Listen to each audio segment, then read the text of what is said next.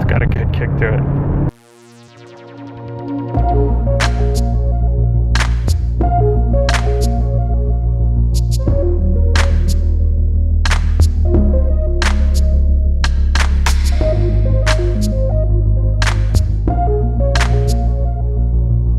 What's up, guys? Welcome back to the channel. I'm here at Modern Mazda here in Thomaston, Connecticut once again.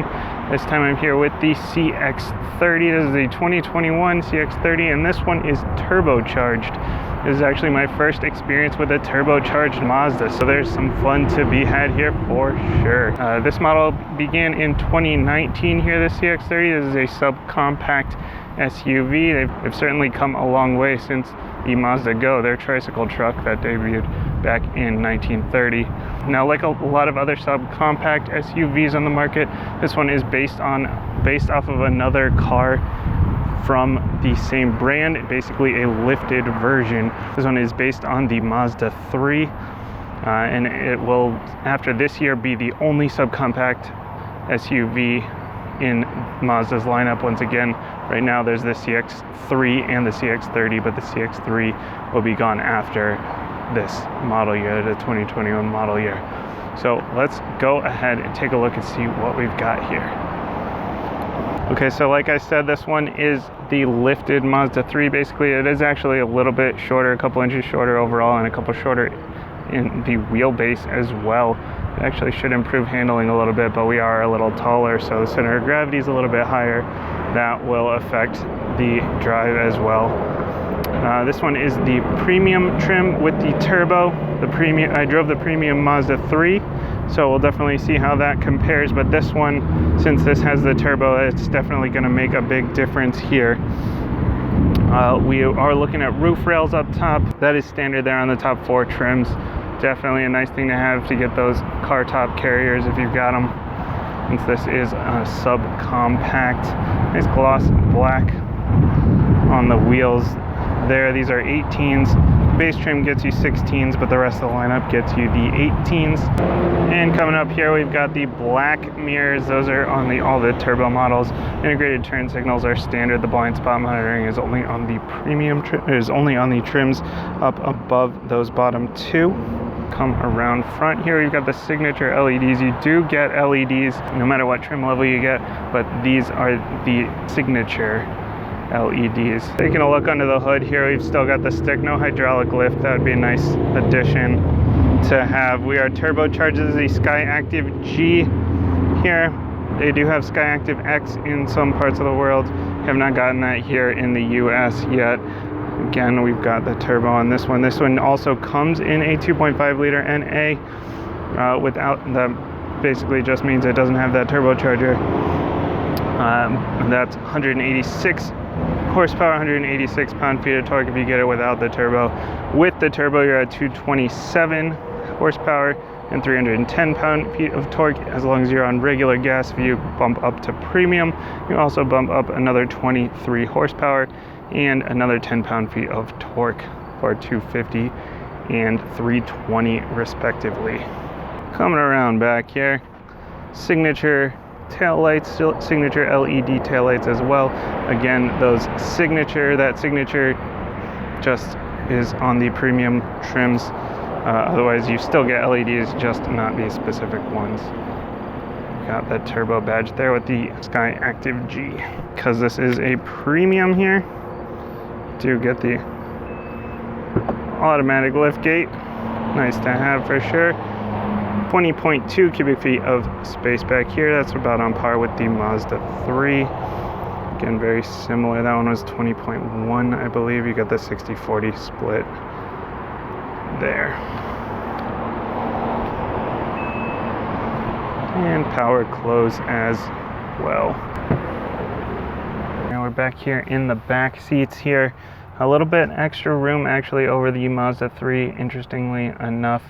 Even though you do have a little bit shorter overall, you still get a couple inches extra of headroom, around 38.6, I believe, 36.3 for the legroom, which again is up on the Mazda 3. These are the premium leather seats. You can get leatherette if you're not in a premium trim. You get cloth if you're in that base trim. You cannot get these heated back here, unfortunately, in any of the trim levels. In the upper trims, you also get this with the cup holders.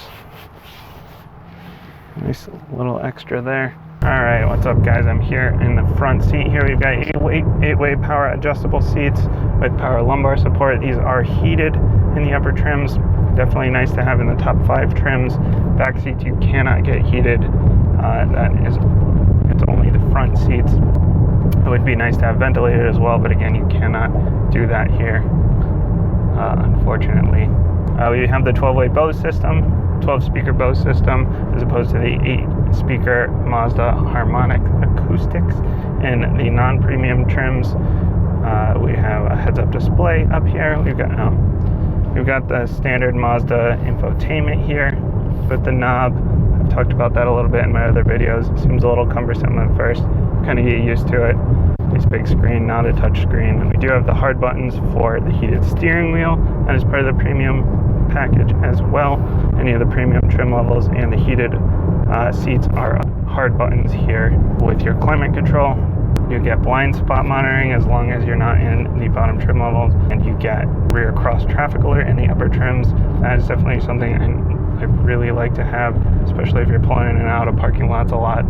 Well, pulling out of parking lots, if I'm dropping the kids off, going to the grocery store, whatever, backing out of a spot, backing out of a driveway, that rear cross traffic alert is a really, really nice thing to have.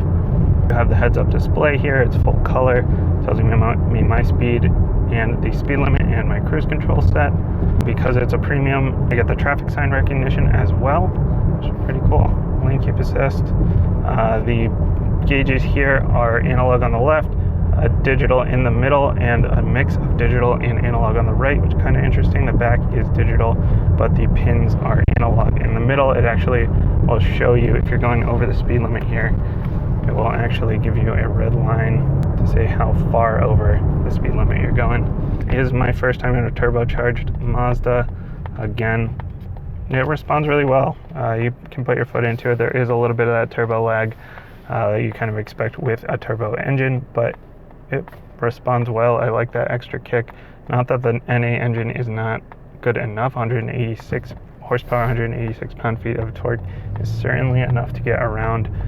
But this is 227 or 310 up to 250 and 320 with premium gas. Certainly a nice extra bit of kick there. And we're in the 6-speed auto. Real smooth shift there. Responds really well. The placement of the paddles here is really nice. And they feel really nice here. A nice premium place to be here. This one we're up around 33 grand in the premium turbo. At the base you're around 22 grand, and then in the top trim you're 35-ish. With the average new car cost here in the US is somewhere around 40 grand. So even at the top trim level here, you're not quite at that level. It's definitely a premium feel, a premium package for not so premium price. It's got a good kick to it. Since we are in a lifted Mazda 3, it still does have that Mazda 3 handling. Again, like I mentioned, the wheelbase is a little bit shorter, so that actually gives it a little bit slightly better handling. And it's got that good kind of electronic steering, but it does give you a little bit of feedback there, a little bit of weight to it, a little bit communication. Feels pretty nice. Add a little bit of body roll there. It does have the torsion beam in the back and the McPherson strut in the front. That torsion beam is the same. It's the same suspension setup as the Mazda 3. It's just lifted again. This one it's about 8 inches off the ground as opposed to the Mazda 3, which I'm not sure how tall that is off the top of my head. It would be kind of interesting to see if they put some more gears into this thing. Everybody else is going to 7, 8, 9, 10 gears. This one's still a 6-speed like they use across the lineup. A bit of bump there, but overall pretty quiet, smooth ride. Again, Mazda moving towards luxury feel here. It's still pretty quiet, pretty smooth. Unless you're going over some real big bumps. Would be nice to have a little bit better braking power here. You get the turbocharger, it gives you a little extra oomph, but then you need to stop a little bit better. So I'd like to see some bigger brakes on this thing, but it does still stop well enough. This one is all-wheel drive. You get the turbocharged one, it comes in all-wheel drive only. The rest of the lineup you can get in front-wheel drive or all-wheel drive. And up in New England here, everybody's opting for all-wheel drive anyway. So if you kind of like the Mazda 3, but you kind of want something a little bit higher, you like that ride height, but you don't want to break the bank, pricing is still pretty similar to sedan level pricing. And at 33 grand for this one, and the premium 35-ish for the top level trim, you're getting a lot for your money. So you get a premium feel without a premium price. You get a good driving experience, good handling, extra kick with that turbocharger.